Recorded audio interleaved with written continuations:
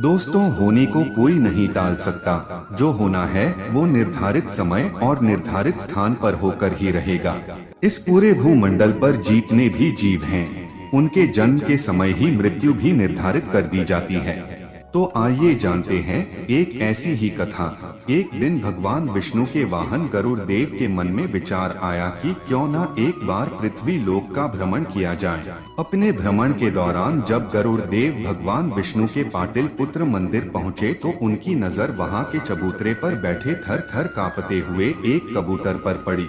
उसकी स्थिति देखकर उन्हें आश्चर्य हुआ कि प्रभु के मंदिर के प्रांगण में जहाँ किसी भी प्रकार का भय नहीं है और धूप में बैठे होने के बावजूद यह कबूतर कांप क्यों रहा है। उन्होंने उस कबूतर से कांपने का कारण पूछा तो उस कबूतर ने पहले तो उन्हें प्रणाम किया, उसके बाद कहा कि प्रभु, आपके आने से कुछ समय पूर्व यमराज यहाँ आए थे। जब उनकी नजर मुझ पर पड़ी तो मुस्कुराते हुए उन्होंने कहा कि कल सुबह सूर्य उदय होते ही इस अभागे प्राणी की मृत्यु हो जाएगी। कल मेरे जीवन का आखिरी दिन है। यह जानकार भला कोई कैसे खुद पर नियंत्रण रख सकता है। इसीलिए मैं मृत्यु के भय से डर के मारे कांप रहा हूँ। मैं अभी मरना नहीं चाहता। कृपा कर मेरे प्राणों की रक्षा करें और मुझे इस मुसीबत से बचाएं। उस कबूतर की दीनहीन विनती सुनकर गरुड़ देव को उस कबूतर के ऊपर दया आई। साथ ही उनके मन में यह विचार भी आया कि क्यों न यमराज को चुनौती दी जाए। गरुड़ देव ने कबूतर को अपने विशाल पंजों में दबाया और मंदिर के प्रांगण से दूर एक सुरक्षित गुफा में पहुंचा दिया। मल्यगंध पर्वत पर स्थित गुफा को सुरक्षित बनाकर गरुड़ देव वहां से उड़ चले।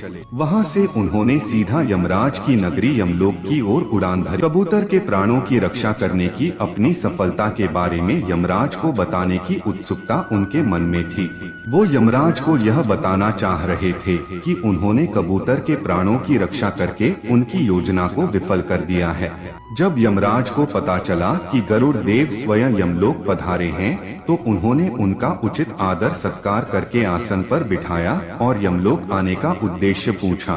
तब गरुड़ देव ने बड़े शान से उन्हें बताया कि आज जिस कबूतर की मृत्यु होने वाली थी उन्होंने उसे बचा लिया है। उनकी बात सुनकर यमराज मुस्कुराए और चित्रगुप्त से उस कबूतर के बारे पूछा। चित्रगुप्त महाराज ने अपनी बही में देखकर बताया कि भगवान विष्णु के पाटिल पुत्र मंदिर में रहने वाला कबूतर आज के दिन सूर्योदय होते ही मल्यगंध पर्वत की एक गुफा में विदंत सर्प का भोजन बनेगा और अभी कुछ समय पहले ही वो घड़ी पूरी हुई है। यह सुनते ही गरुड़ देव को आश्चर्य का ठिकाना न रहा और वे सीधा उस गुफा में पहुँचे। वहाँ उन्होंने देखा कि सर्प ने उस कबूतर को खा लिया है। यह देखकर उन्हें बहुत दुख हुआ कि कबूतर की रक्षा करने के बजाय वो खुद ही उसे मृत्यु के मुंह में पहुँचा आए थे। बैकुंठ लोक पहुंचकर गरुड़ देव दुखी मन से एकांत में बैठे थे।